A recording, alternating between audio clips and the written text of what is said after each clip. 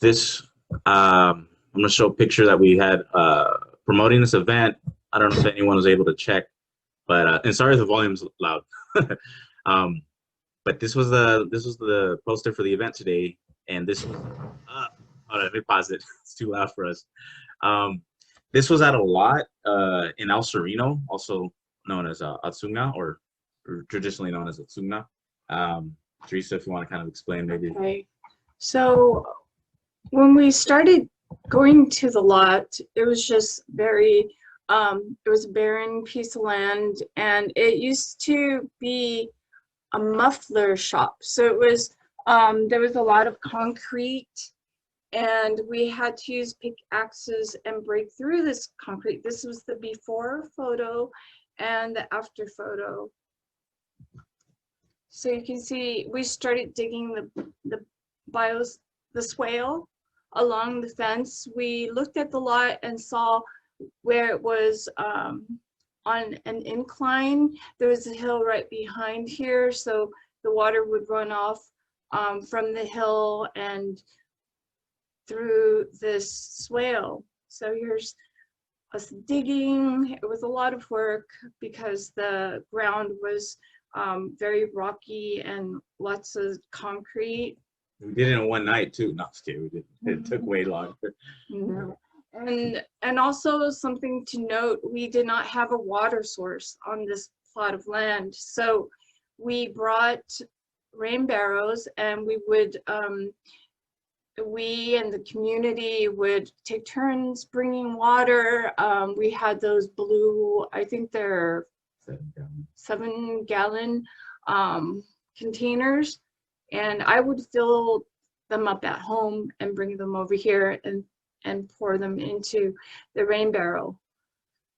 So we planted native plants. This was when they were out, and then we put mulch over, and that's the swale. We put rocks in there and logs to slow down the water flow. And this was maybe a month later. We have 2 rain barrels, and you can really see the plants thriving. They were very, very happy. And again, there was no water source, but when it rained, the water would collect in the swale and provide water for all the plants around the swale.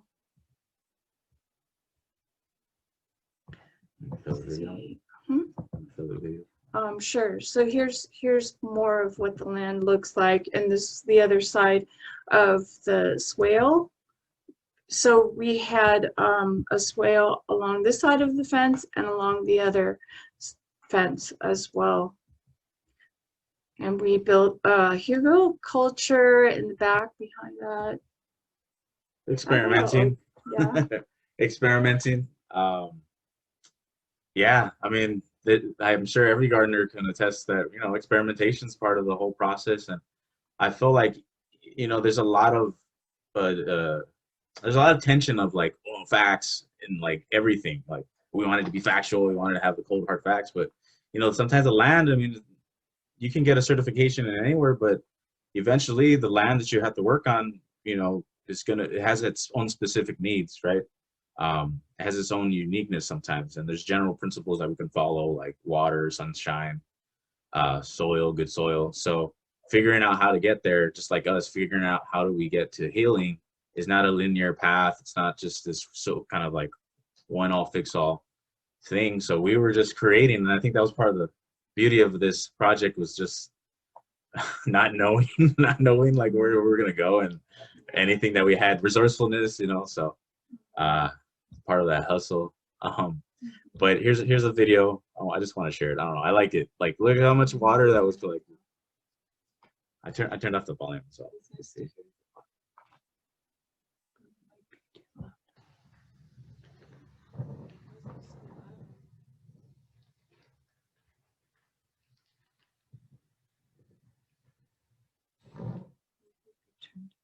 Oh yeah.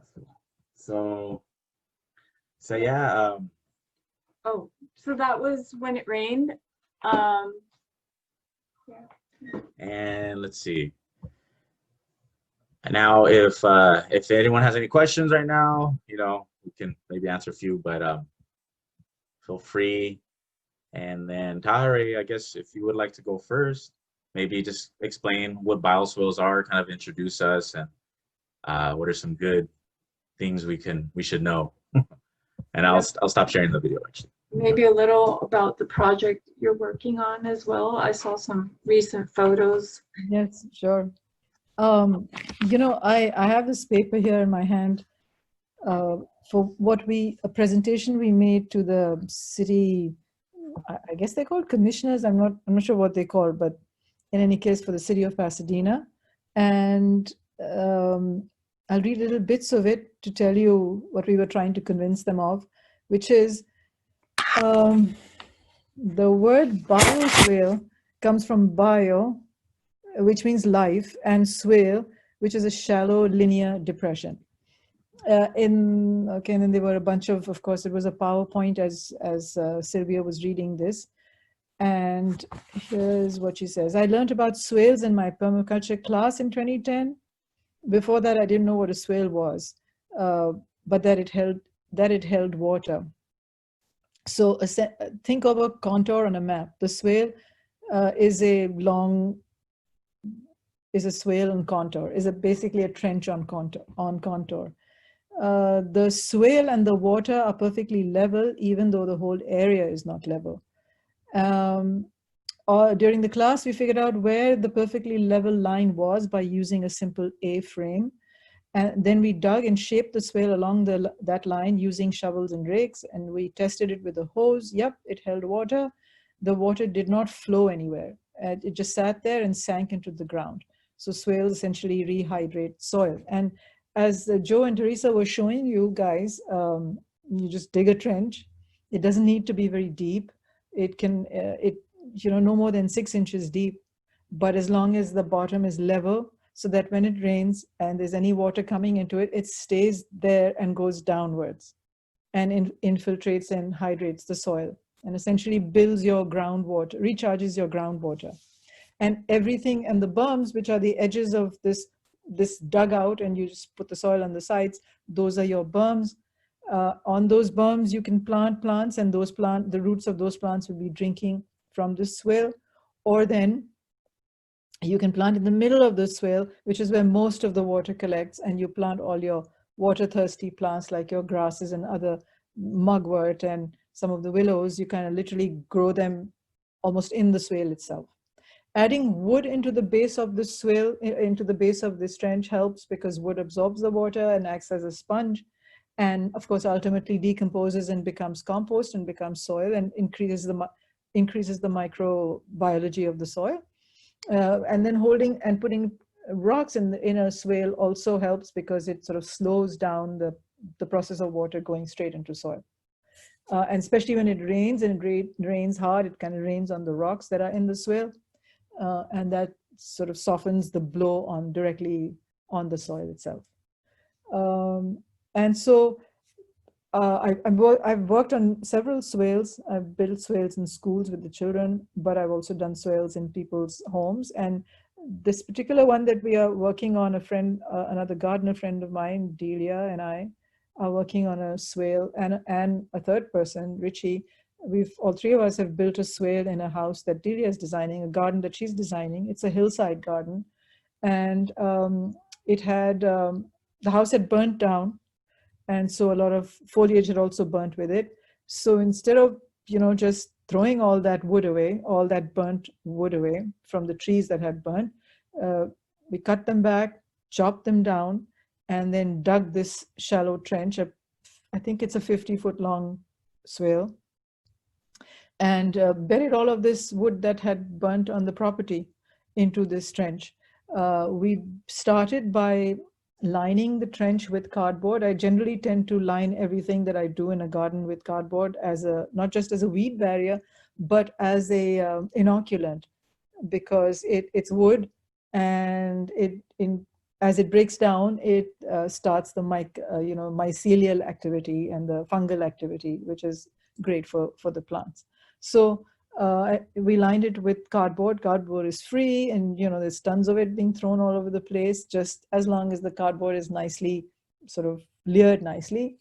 And just kind of, we ran out of cardboard, we use newspaper, though that's really light and tears up really fast, but nevertheless it's paper. And then all the twigs and smaller branches, smaller twigs, all of that we piled into this shallow trench that we had dug. And on top of that, we inoculated it, though generally with native plants, you don't need to inoculate the soil with anything. But because this garden hadn't been tended to in God knows how many decades, and then the fire had happened, and then the construction is happening, and there's all kinds of construction muck in there. So just to give that soil a little bit of a boost, kind of like ER, we inoculated it with some homemade compost. And Delia had brought coffee grounds, and so we threw in some coffee grounds as well. Though that's really rich, and the native plants don't necessarily need that. But we kind of sprinkled it in as well. And then added rocks and soil, and sort of a combination of rock and soil and wood, and ultimately a very thin layer of soil, because we're going to plant into the trench. We haven't yet done our planting.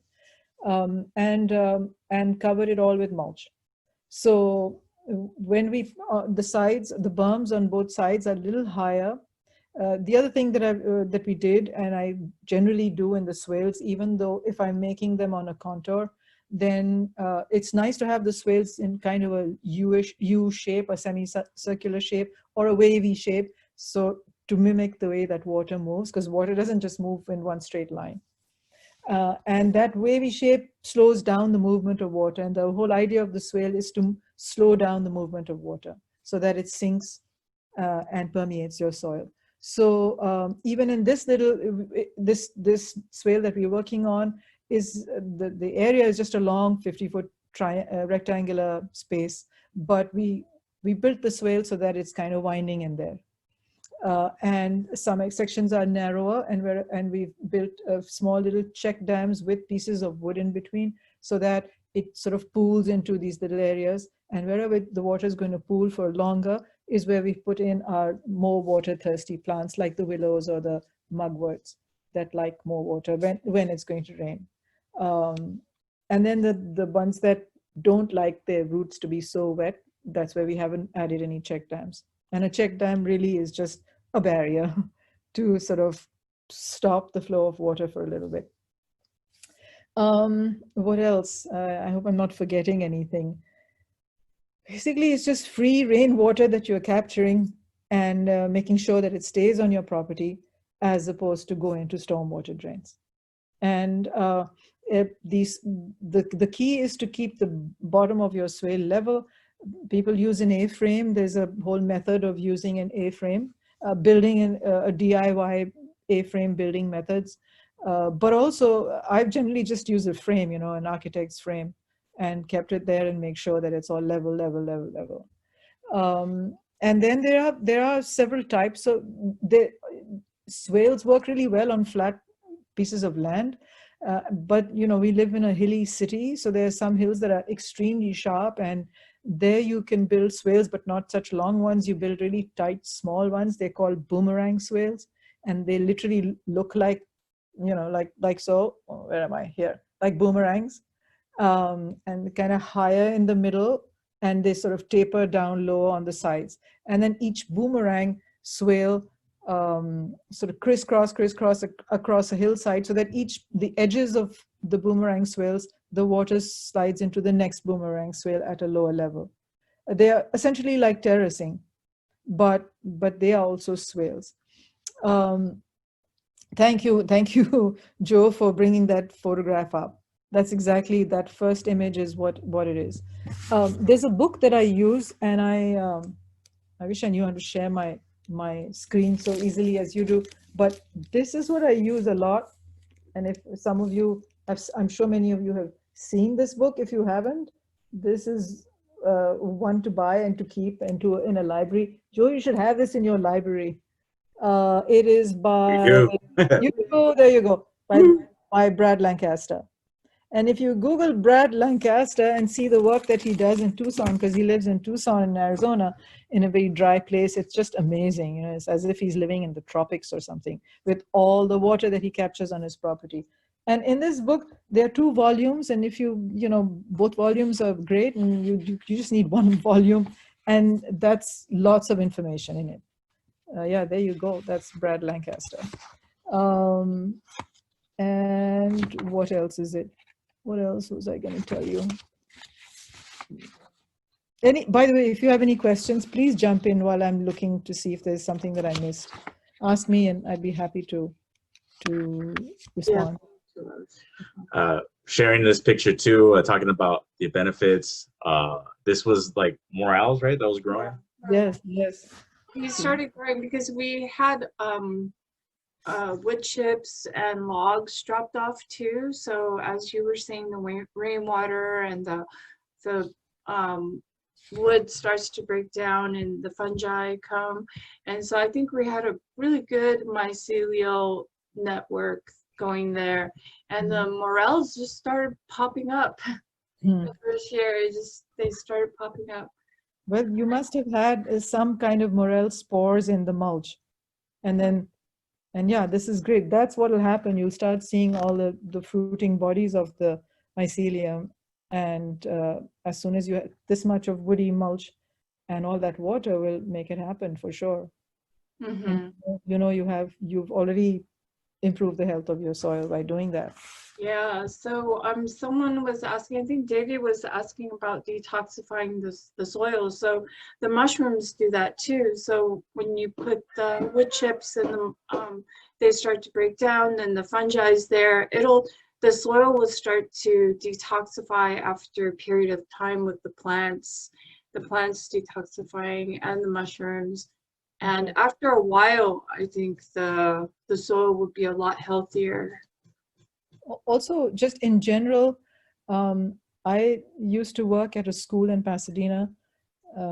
If any of you have a chance to visit it, it's called New Horizons School in Pasadena. It's in northwest Pasadena.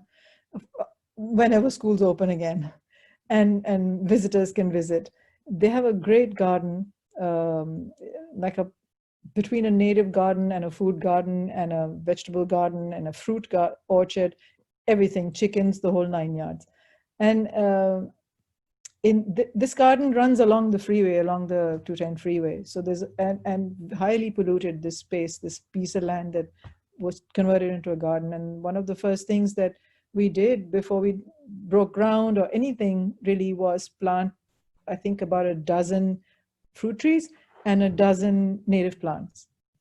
And a year later, tested the soils and found the difference between how much the health of the soil, how much the soil had improved, how much of the toxins that were present in the soil before planting these plants had been removed.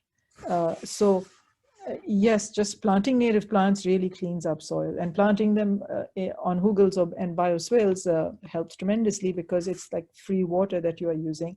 And, just like drought tolerant or native plant, somehow I don't know why we have this image in our heads that a drought tolerant or a native plant is some desert plant. It's not. I mean, everything is not anything that doesn't need that much water is not a desert plant necessarily. However, it'll do with less water, that's it, which means it does need water.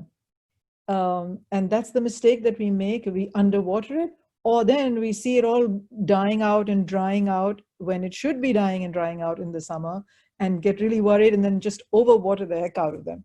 And then also we kill those plants. So the key is to definitely get water to our native plant gardens, but in the time and in the way that they like it. And generally native plants like rainwater. So another general mistake we make is put drip systems to our native plants.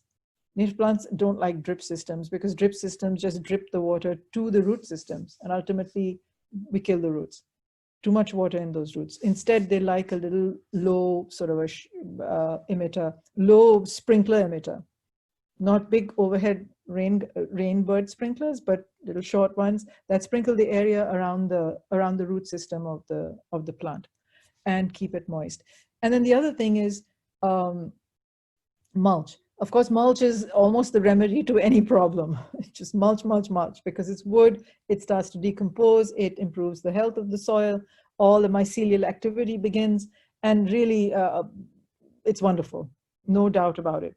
But over mulching a native plant garden can also be detrimental to the garden because just imagine that in a native plant garden, it isn't bunches of wood falling all over the place, it's leaves that fall. So if you planted a native tree or you planted a native shrub, it's the shrub itself that sheds and its own leaves become its mulch. So it kind of likes that lighter mulch, not a heavy woody mulch, because that heavy woody mulch almost chokes the poor plant. Too much of a good thing. So these are little nuances about the exact plant. It depends on what you've planted. So this, not this. I don't know. I never do this, but I do see people do it. I wouldn't ever do that, pile up so much mulch around the trunk of a tree, because all that fungal activity that's bound to happen and that moisture that's bound to remain will start eating the trunk of that tree. And one day that tree is just going to flop. It looks hot. It looks like it's like sweating because like the mulch is hot. We've seen like steam emitting from it. So yes, I remember. Oh, go on. The thing to do is almost the opposite, is push it away from that trunk and make a trench around it, a swale around it, essentially a shallow trench around this whole tree trunk, and then put that mulch as a berm, as a little low wall, like a circular, like a tire, all around it to hold that water inside.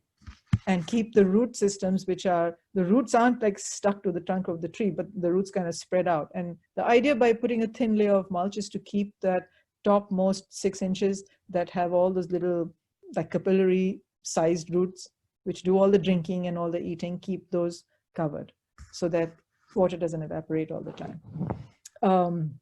We had a question about what kind of soil tests do you use? Oh boy, I don't remember the company that did the soil testing at the New Horizons site, but I really can't answer that question, but I'm sure that you can easily find a soil testing company that will come and do a soil test for your soil. But also, I mean, I feel these things are so intuitive. Our soil is generally clay soil, fine. Any native plant that seems to want, that likes the desert kind of environment, you know that soil is probably very sandy, very coarse, so that the water doesn't stay in there. However, we don't live in the desert. We live right here by the foothills of the mountains. So most of our soil is clay. Most of the plants are okay with that semi-clayey soil, basically silt. There is a website called Calscape.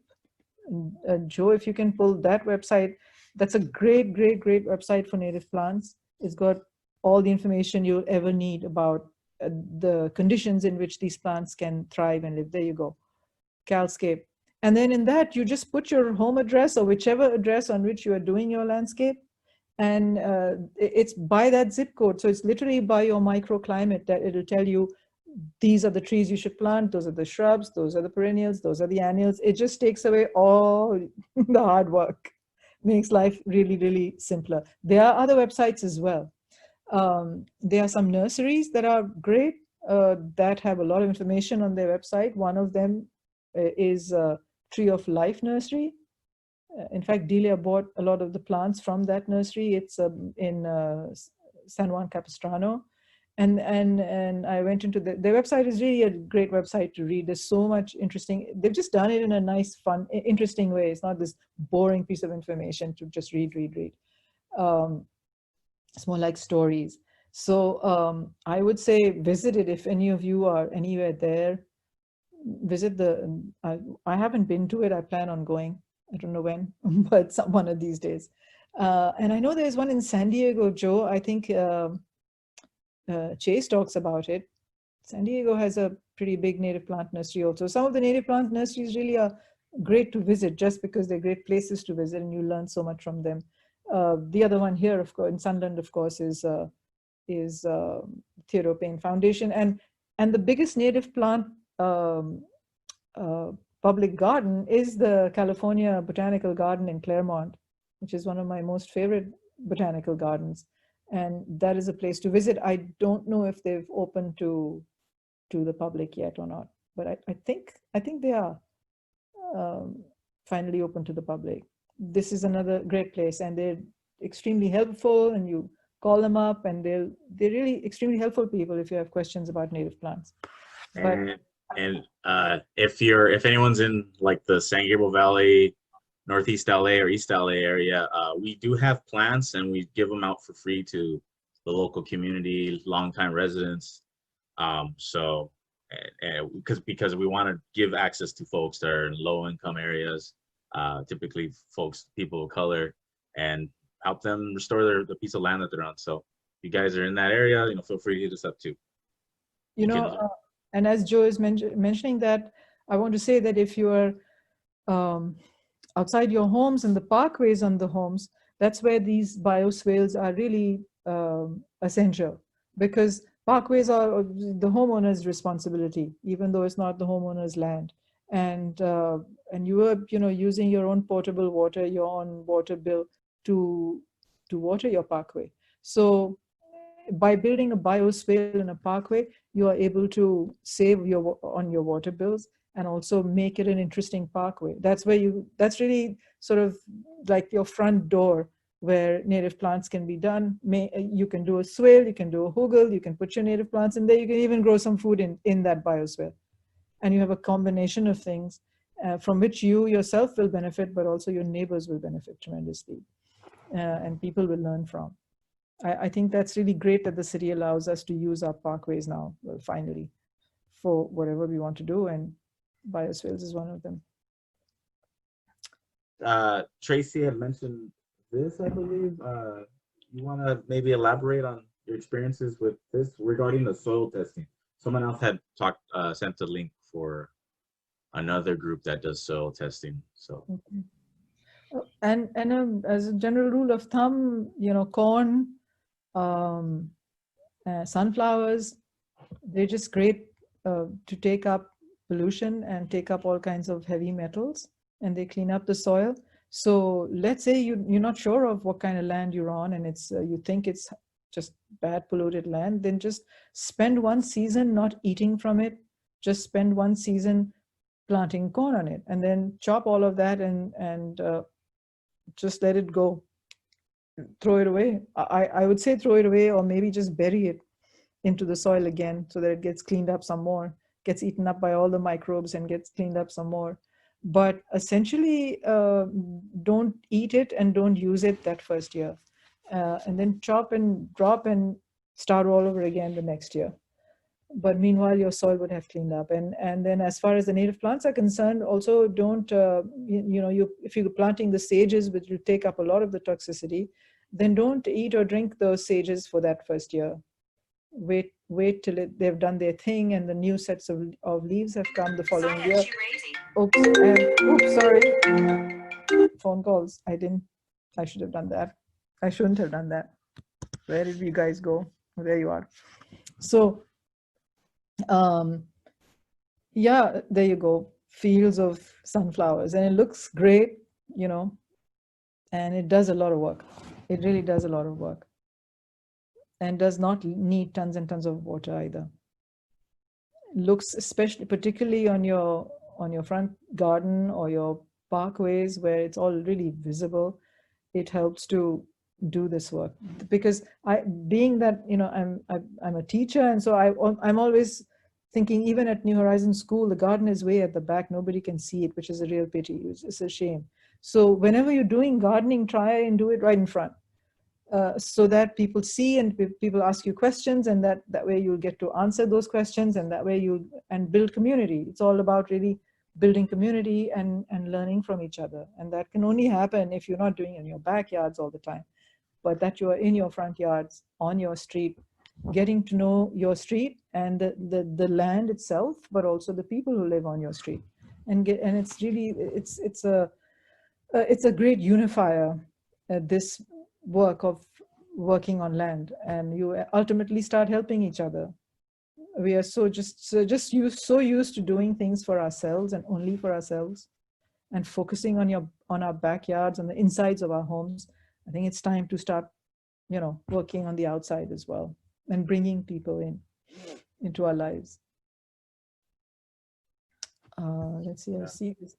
Thank you, Tahareh.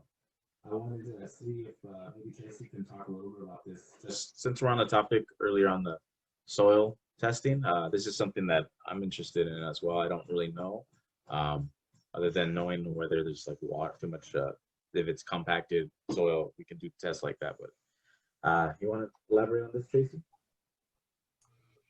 Yeah, so I've been doing a handful of soil testing this past year in the farmer training program and at the Lopez site. And I've been working with a friend of mine, Lynn Fang, who is an expert in soil science. And so she's been a real asset to teaching about these tools for me.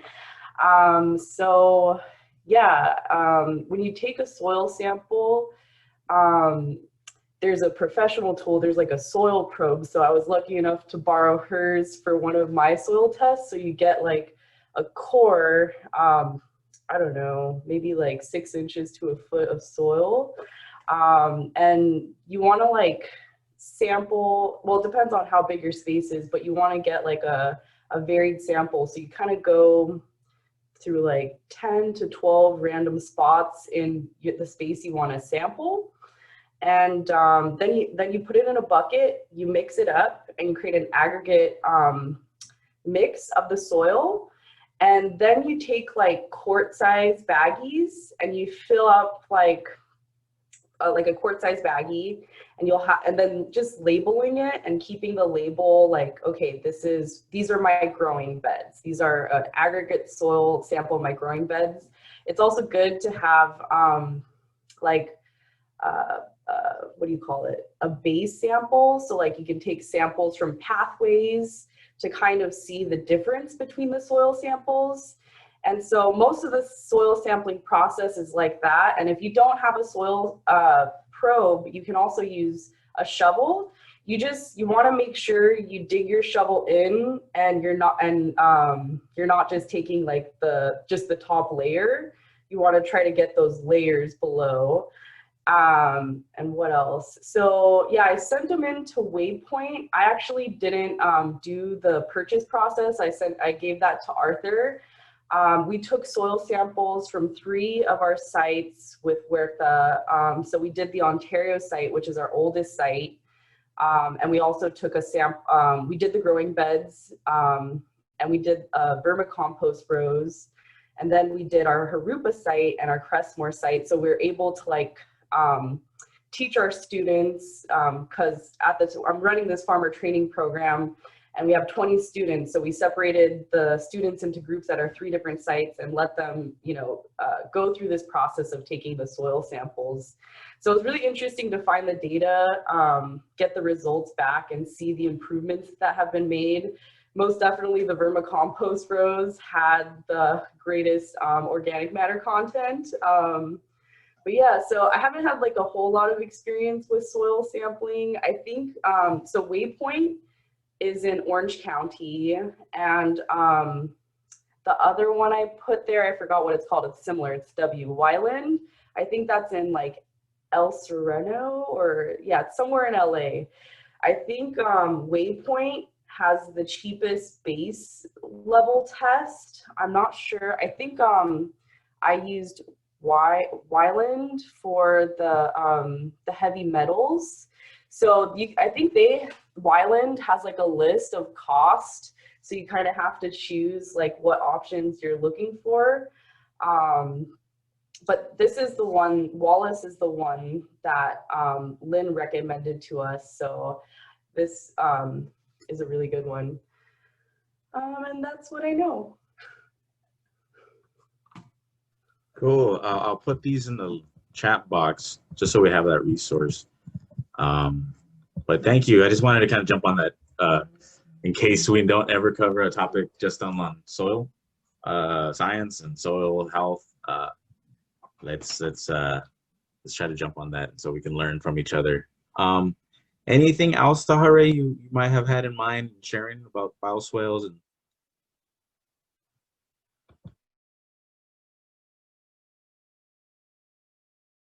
You're on mute.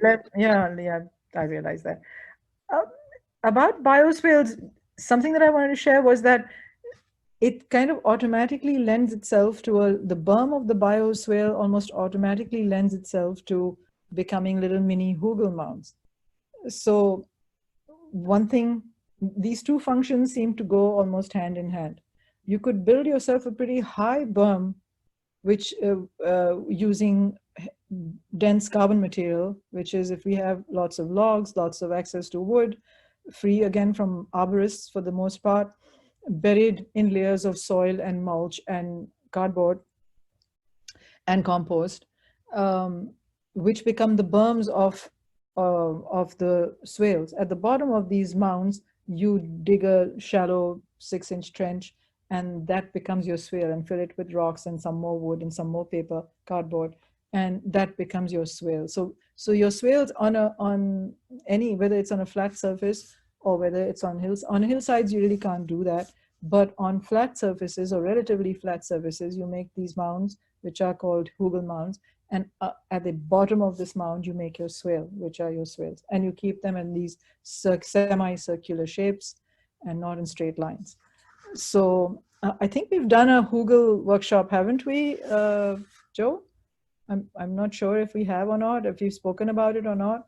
We, at the El Sereno lot, we had that little project we were trying to do, which was pretty interesting. You know, I remember you telling us about it all, and this was like our first attempt. But just the concept of, you know, using those logs and letting them, like, they're providing you nutrients, right, for like up to 20 years or something like that, and then more. Well, you know, it depends on how big it is. The bigger you make them, the longer they'll take to decompose. But ultimately, the whole thing will decompose and become compost and become soil. And then you pile up on it again. Or instead of piling up on again, whatever you've planted has then just taken over and become a jungle over it. Become, you know, the trees have grown, the roots have grown, and you don't need to keep piling up. So these images are of very straight up mountains, little hills with flat surfaces on both sides. But I am trying to, what I'm talking about is really a trench at the bottom of these mounds, which would be your swale at the same time, as opposed to just a flat edge, you know. And some people make a trench and bury the wood and build up like that. Some people just pile it up on flat surface and build the mound on top of a flat surface. It works both ways, really. There's no hard and fast rule to it. And it works. What's great about these bioswales, I mean, these Hugel mounds and the bioswales, is that it works in dry Arizona, like Brad Lancaster does, or then it works in, you know, lush, rainy Europe, which is where they use these Hugel mounds, which is where this came from, actually, this whole idea of Hugel mounds. And so it works in both climates. It absorbs all the excess water if it's too much water, and it holds on to the littlest of water if it's in a place like us with problems with drought and so forth. So that's what's unique about it. Let me just see one more really quickly. If anyone has any more questions, I'd be happy to answer. Well, you search for it. I wanted also, in case, I don't think anyone asked, but where do we get our mulch? We use this service. Usually we find spots where like there's free mulch. We know there's areas around our area. But we had a huge lot at the El Sereno space. It was about 10,000 square feet, I think. So we needed a lot of mulch, and there was this website called Chip Drop. It would locate you the nearest, those folks that cut the trees down and then turn them into wood chips. You contact your local service provider, and then they'll come to your lot and dump it. So that was pretty fun. We got giant logs. They're huge and heavy, and we figured out ways to lift them, and that was interesting. It was like, man, thinking about the pyramids, we had some huge logs. But here's a website. I'm gonna drop it into the chat box in case you need a lot of mulch. Something that some people do in Bioswales is they can go and buy mycorrhiza, inoculants, and add that in a bioswale to sort of kickstart the microbial activity, the fungal activity. Personally, I don't do it because I feel that it's just unnecessary buying stuff. I'm not big on buying stuff because I think we already have so much stuff that gets thrown away. And there's no need to just buy these inoculants. You just be patient and you allow the wood to break down, the cardboard to break down, and slowly let the earth itself inoculate itself and heal itself. Generally, if you're designing somebody's garden, people are not patient. They want it to boom, boom, boom. They want it to look beautiful yesterday or last year. So you have to somehow convince your client or convince whoever you're doing this for that patience is required. A lot of patience is required. We've taken centuries of a healthy planet and destroyed it in the flash of an eye. We have to reverse that by now slowing ourselves down to bring the health of this land back. And to bring back health to soil requires time. It cannot be done in a hurry. And I think that's one of my main focus with whatever I do in whoever's house I do. I end up talking so much and giving them long, long stories about being patient and being slow and being slow and being slow. And a bioswale or a Hugel Mound is about slowing it and sinking it into the earth. So that our groundwater levels are, improve, and also we just don't waste all this water and not just send off. Not only do the bioswales hold on to the water, but whatever. Let's say we got some crazy rains and the swale cannot hold that much of it. There's only that much water that's going to go, and then it's going to hit bedrock. It's going to hit something really, really solid, and it's not going to permeate anymore. That's when you get your runoff. That's when it's going to land up in the ocean. But by that time, this water has cleaned itself up. By that time, this water isn't highly polluted, highly toxic, highly full of cities' gunk. By that time, all the plants that have been planted on the edges of these bioswales or in the swales, they've done all the cleaning up work. And by the time it gets to the ocean, at least it's not such highly polluted ocean for the animals to die off on the other end. So that's its other purpose. It's actually cleaning your water as it's storing it. As it's rehydrating, it's also cleaning the water. So it does both things. I think that's about it. All right. David left a comment too. I don't want to shout out my Instagram page, but so on my Instagram page, I posted about this event, and one of my buddies who works for Angel City Lumber, they're interested in finding a place for their offcuts. So they might be you can use them for hugelculture, bioswales, all that.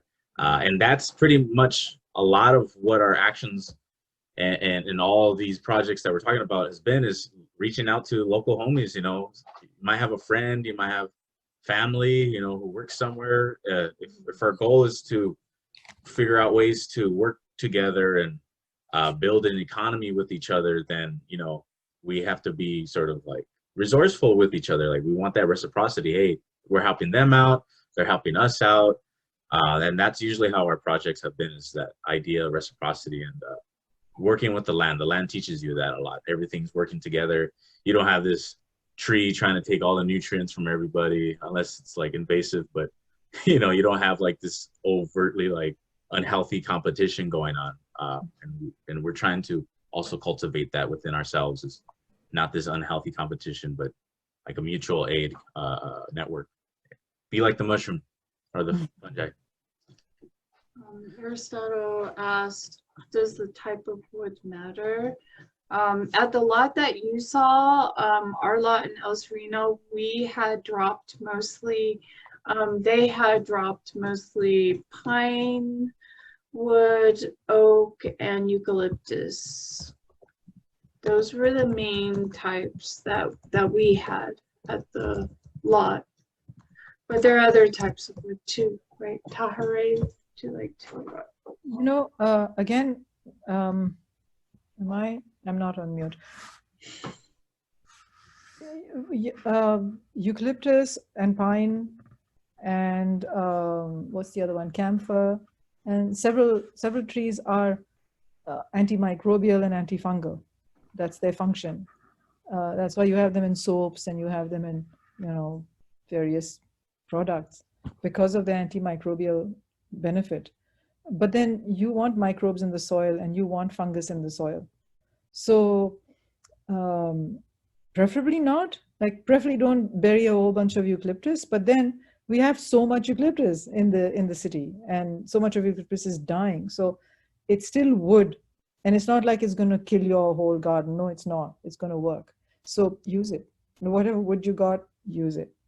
And I mean, you can be a purist and nitpick about which one does what exactly, and then based on which plants need more less fungal activity or less bacterial activity, then you sort of really hone it down to only planting those plants in that kind of hugel or that kind of bioswale that has that wood in it.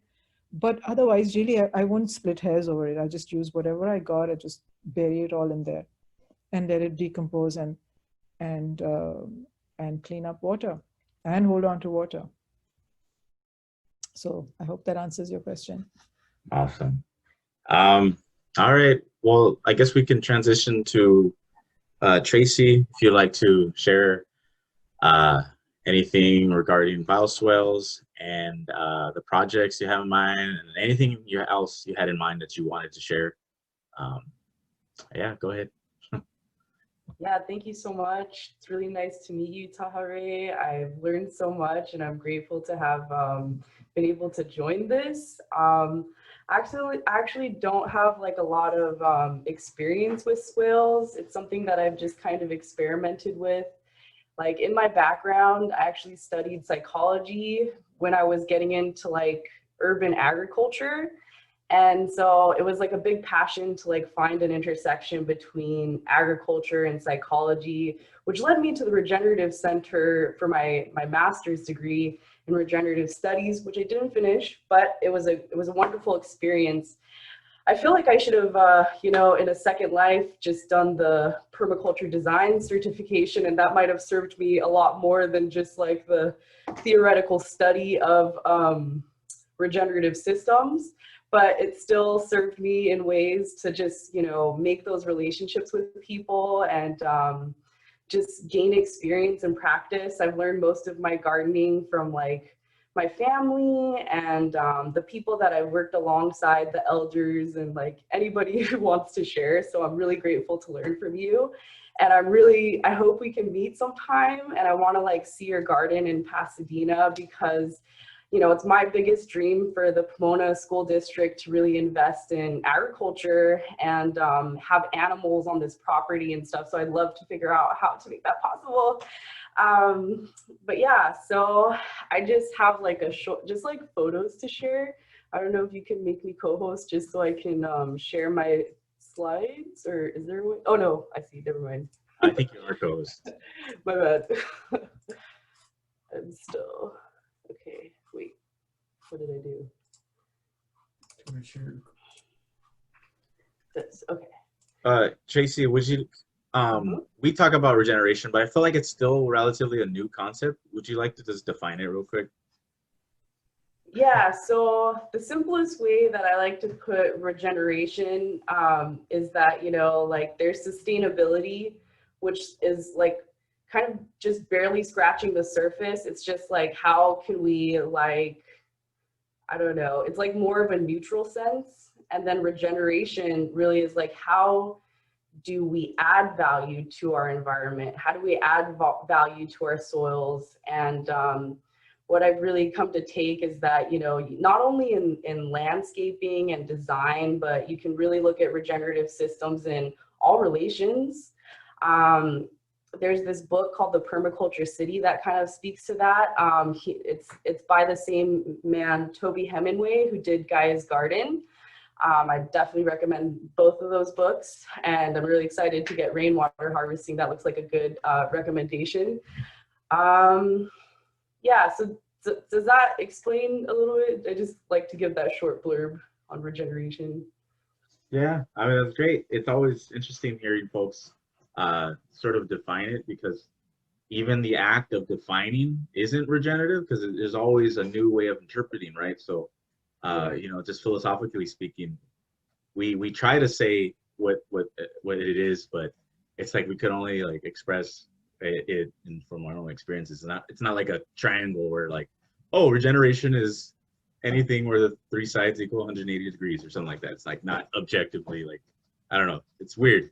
But oh, and I'm thinking about Kyle and his Venn diagrams now, and I remember how you brought up his Venn diagram, but that's a great way to understand regenerative studies, is the intersection between oh my gosh, design and, oh my God, technology, and what is the other one? you almost got it. You have the Venn diagram. Oh, it's on there somewhere in the interwebs. Yeah. It's the social systems, right? So that could be psychology, sociology, economics, right? Because economics is an ideology as well, so we created it. And then the environment, the natural systems, so like environmental science, climate science, soil science, and then the engineering aspect, so the technology, like how do we sort of use our brains to create tools to work within these systems. So yeah, I don't know, regeneration is interesting. I think a lot of folks hear about like the seventh generations prophecy or principle, the fact that we learn from previous generations, right? So our parents' generations, and then our grandparents, and then our great grandparents. So they influence us. If you were able to meet your great grandparents or grandparents, they have influenced you, and then we're also influencing the next generations, which is the children, and then maybe grandchildren, and then maybe great grandchildren. So we're sort of like in this middle point, and we're influencing all these generations. And how do we make sure that the next generations are living in a healthy, safe, free of violence world? So yeah, that's regeneration to me, and from what I've learned from various teachings. Definitely, thank you. But yeah, I'll just share my screen. Wait, let me go to the tab. So like I was saying, like I don't have, like, my experience with like learning how to garden, you know, a little bit more informal, and I hope to just like continue growing, but I've been grateful to like just kind of meet people who have been able to teach me concepts that I've been able to like share with the children. But yeah, let me see, view, present. So I just kind of have this image of swales. This is kind of like what we just worked with. We just were like, okay, this is what a swale is, and we're gonna give it a go. So this is our backyard. The left side is like just kind of totally blank. And then the right side is where we just, well, he had dug a trench. It was kind of an unintentional swale. So he wanted to like dig a trench so he can plant the sunflowers deeper, so we can, because we like planting these mammoth sunflowers. So I think that's why you did it, huh? Yeah. Yeah. And we have just like a hard subterranean drip line here, kind of alongside the swale. And this red line is kind of where the swale is. And we kind of put like random bricks and some logs in there. We're just kind of playing around, and then we mulched the area. And we put some wildflowers. I planted some yarrow, and we had some poppy seeds. And then it's kind of the progression. There's the sunflowers that came up. And then we kind of interplanted things. Planting this little agave was not the best idea because it just like got swallowed up by the wildflowers. So yeah, just exploring and learning as we go. Yeah, so that's a little bit of a better picture with the sunflowers. We did amend some in the swale area. But yeah, it's just like, it just started thriving, especially, I think this was the year of when we got like just a lot of rain and we had the super bloom. So it was really cool to have our own little super bloom in our backyard. And it just explodes. And it was just like, it was kind of an unintentional swale, but it was just like the best accident ever. And it just kind of taught us from observing, like just doing that and then seeing what happened. So yeah, this is what it looks like currently. He built a little bridge across. And so we're going to continue to just improve it. We have a lot of Bermuda grass that we struggle with in our yard. So hopefully we can kind of figure out a balance and how to manage that a lot better. I'm just inspired. I want to like make a hugel next to the swale now, and I have all these ideas, so I'm really excited. This here is a project that I'm doing with a collective of women friends of mine. We have a 1/4 acre of an incubation plot that we are trying to form a cooperative around. So we're kind of exploring the idea of like, what if we don't do what everybody else is doing for their incubator plots? They're doing, you know, straight lines, like planting their thing. And so I was really inspired by an image from Gaia's garden on the keyhole beds, but you know, I wanted to kind of open up the pathways. And yeah, so this is kind of like the blueprint, our little informal plan.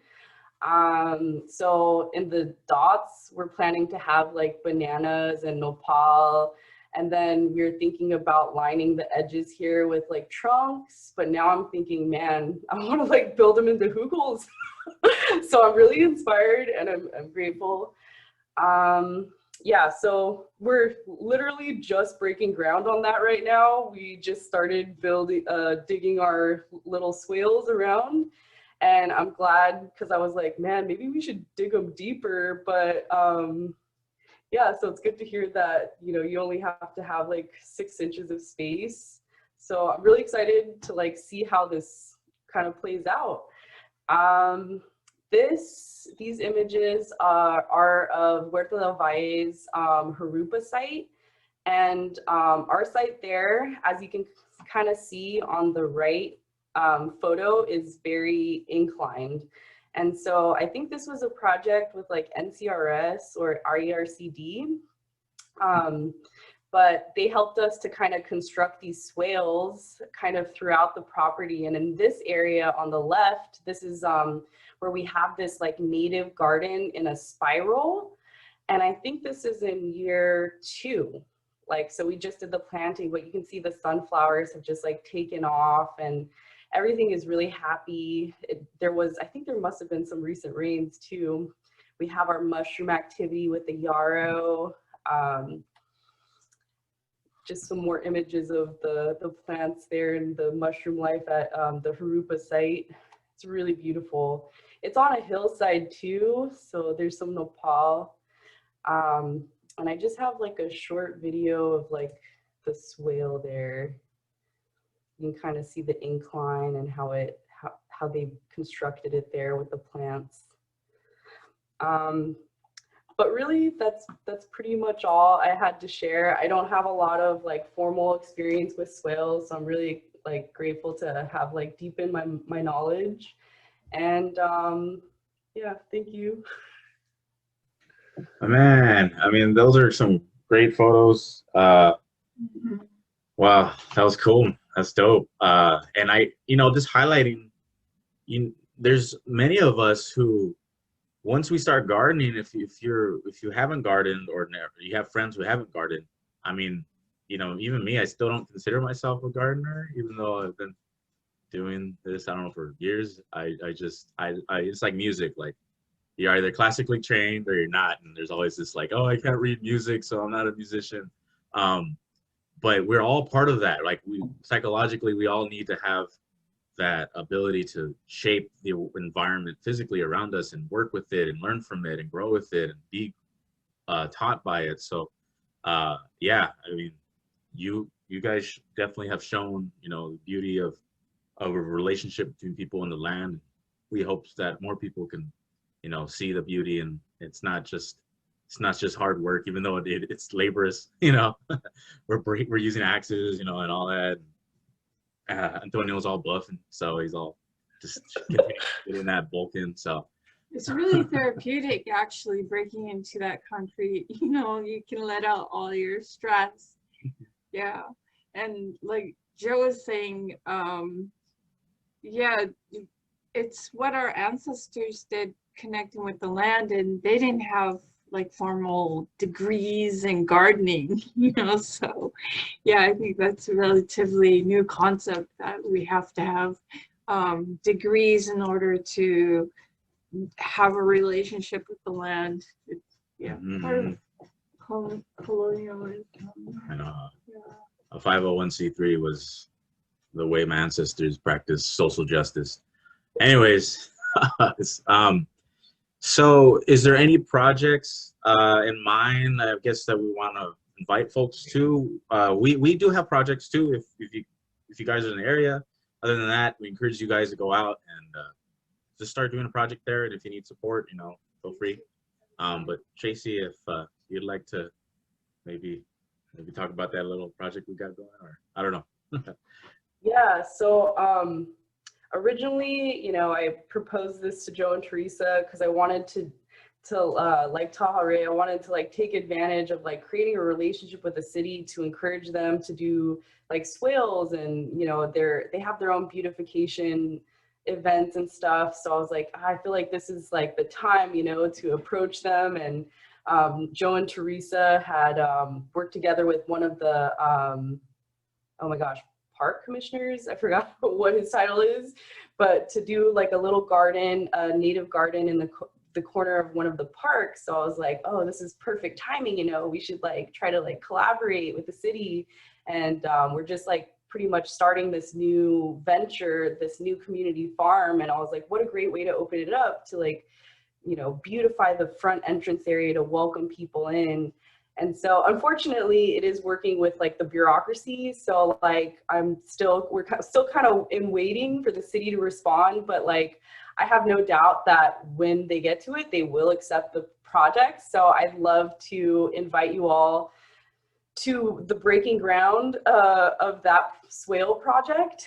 But in any case, I was just kind of thinking like, you know what, there's still an area within the property in front of the fence that could still have a swale and be beautified. So like, you know, while we're waiting for the city, you know, anytime, I don't know if Joe and Teresa have a specific tape, maybe next weekend, or actually I forgot about your wisdom teeth, man, sorry. But yeah, so next time when we're able to like schedule an event to do a swale at the site, you all are totally invited to help build that swale, and I'd be excited to meet anybody.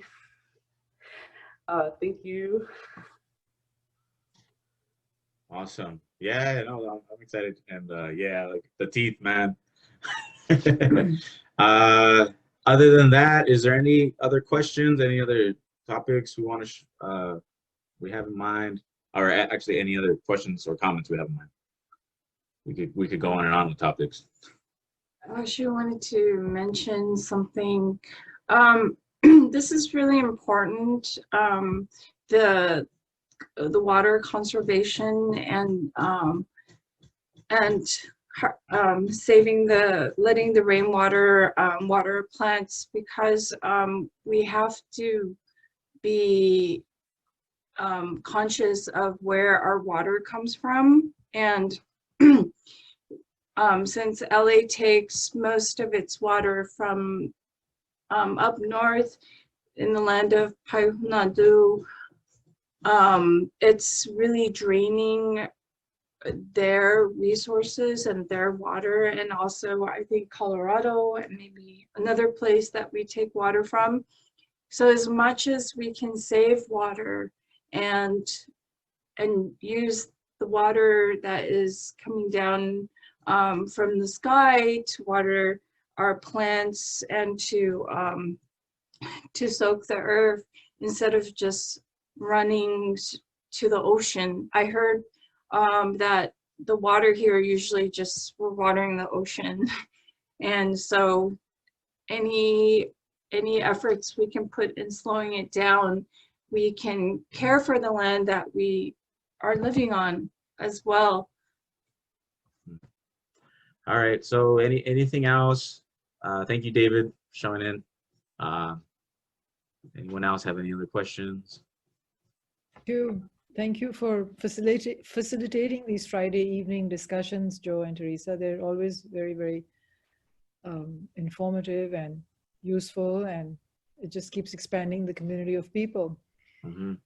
Yeah. It'd be great that you do this. And thank you, Tahareh, for always sharing your knowledge and joining in on these conversations. It's really appreciated. I found an image of an emitter. I don't know if anyone's interested. I can copy it and paste it here. Yeah, you can share it too if you want to. You can share it right now. Share screen and then go to, except I don't know how to get to my homepage when I press share screen. Oh, I think you can choose it. Yeah. There I go. Here you are. This is the image that I'd like you guys to see. Come on, open up image. This image, you see this little thing? Are you seeing what I'm seeing? Yeah. It's a little mini sprinkler. And it's really an efficient way to add this to a native plant garden where you're not hand watering yourself. Something that somebody said to me about adding irrigation systems to gardens is like emergency, like going to ER, you know, and using something artificial to resuscitate you. There's no need to put in an irrigation system, in other words. If you can tend to your garden yourself, and you actually should tend to the garden yourself, so that you water it by your own hands, and then you know what works and what doesn't work, and what likes this much and what likes that much. And, you know, I think that if any of us who have the time and the luxury of time to be able to do that, that is what we should be doing, at least whenever we are in our homes and whenever we are able to do that, as opposed to stick on this artificial watering system and then just forget all about it. It's like turning on putting a blind eye to something that needs us to look at it really carefully. That was one thing about irrigation that recently it really made sense to me. I don't necessarily, there's so many homeowners who don't need irrigation systems, but they feel as if that's absolutely necessary. And it really isn't. The fun of gardening is to touch that dirt and mess with it and then water everything down. That's really the funnest part, the soil and the water. So I don't know why people feel that, oh, it's too much work watering everything. It's time consuming. Yeah, I know. Sometimes I forget. And there's a good book that, what was it called? It was like one of the first books I actually tried to read about landscaping and talked about native plant landscaping. It was written by someone in South Pasadena. But being mindful of your behaviors, like, are you a lazy waterer, or are you always like waking up in the morning, ready to water? So just knowing that too, and being conscientious. Our friend Aristotle, he jumped on in here, and we're actually working on a project at his place, and so I'm assuming Ari, you're talking about like maybe building a Hugel culture on the hillside where you're staying at. Well, it depends on how steep your hillside is. Oh, okay. Yeah, like if you know the hillside at El Sereno and that plot that we all worked at, putting a Hugel culture there would not exactly work, but a much less steep hillside. Really, it all depends on how steep your hillside is, the angle of your hill. Okay. Because imagine another hill on top of another hill, and certain kinds of pressures will make the smaller hill go downwards. Think of the physics of it, and then you'll figure it out. I mean, there are a lot of calculations that you can make, but without even that, just look at it, observe it, and see if another hill will sit on this hill comfortably enough. without rolling down, without getting eroded. So to stop the erosion, what could you do? Perhaps put big boulders underneath the Hugel mound. So you have to do other things to stabilize this Hugel on a Hugel. Essentially, Hugel means mound, right? So a mound on a mound. You can make them, perhaps you can make them much lower, not such big giant ones, not 3 foot tall ones, but lower ones that will hold. All right, because Joe will know what I mean. Because when that came up, I thought that they could go along the pathway that we made, and I wasn't sure if that would work or not work. But it was also very informative to know about the V bioswales for hills. Right. Yes, the boomerang swales. Those are what work on steep mountainsides or any hillside. And the boomerang part of it is kind of like you can make it with rocks, you can make it with wood. Essentially, that is a Hugel, really. That a berm or a Hugel is the same thing.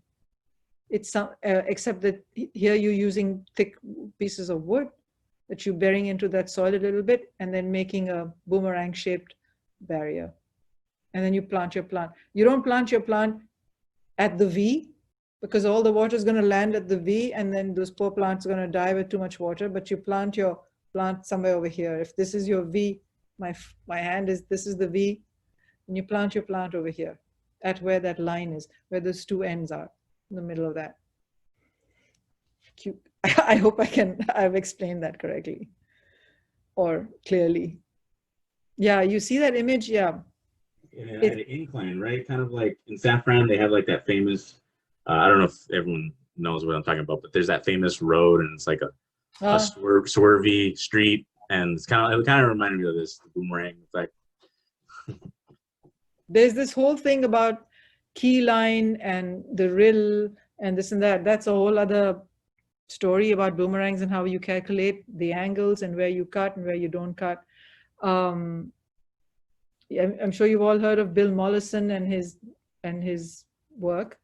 And, there's all of this talk about permaculture. I mean, I myself have done a permaculture course, and I think that was the most valuable thing that I ever did from anything else that I learned. I learned a lot from that. But even as I was sitting through this course, everything sounded so familiar, because I come from an agricultural country. Pakistan is an agrarian country, and most people are farmers, and there's farming going on around you. I wasn't a farmer. I didn't grow up in a farming family, but nevertheless, there was so much of it around you in the country that, you absorb it, you learn it, and you do it on a small scale in your own homes.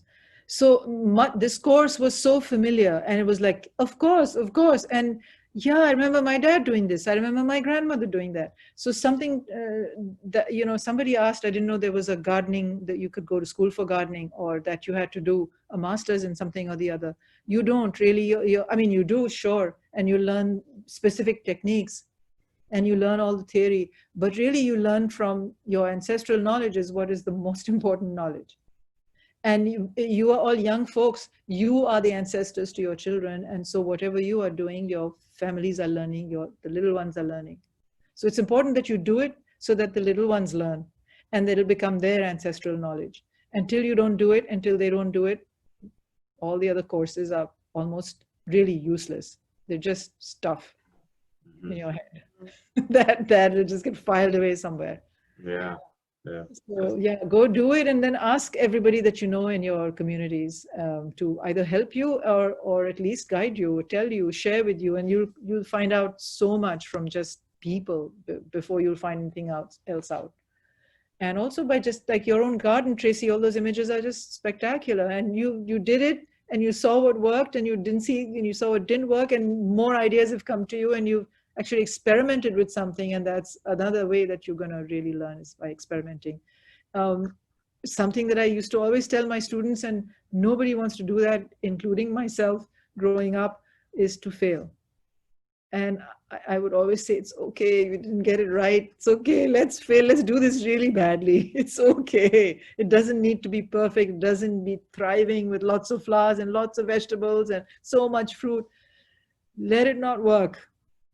And then we'll know how to make it work. That's interesting that you said that too about failure. So I was thinking about that recently, and how practice, experimenting is the mother of learning. And I think failure is the grandmother of learning. You're absolutely right. You're absolutely right. Which is why you should hand water, because you'll practice and you'll practice and you really mess up.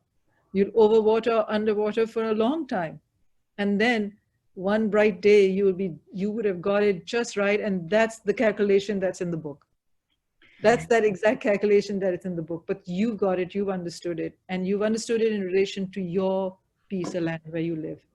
That's true, and that's important. I think it's like teaching. You know, you think you got it with one class, and then the next year you have a whole new set of students. You're like, okay, they're back to learning again. So depending on the land that you're on. You can't really like discipline the plants, you know. You can't be like, hey, you know, you gotta grow or else. I don't know. Yeah, it doesn't work that way. So I heard that if you I heard about some stories of grandmas like beating some trees to produce. I don't know if anybody else has heard that. Set them on fire. I mean, I guess that's intense. But, they do that. They do that. Sometimes you give a lot of stress to the trees, to some trees, for them to grow. For instance, the Moringa is one of them. I think I posted something on my Instagram stories yesterday. Somebody had posted something in Pakistan, from Pakistan. And the Moringa, you know, just grows and grows, and tall, lanky thing growing to the sky, and not just this one stem. And then you think, how am I going to get to that fruit?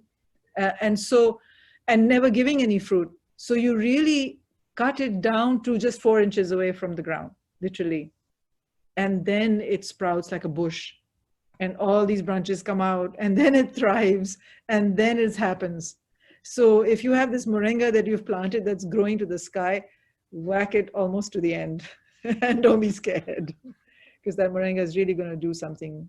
My dad's growing a lot of moringa right now. Wow. He's either growing moringa or he's learning merengue. No.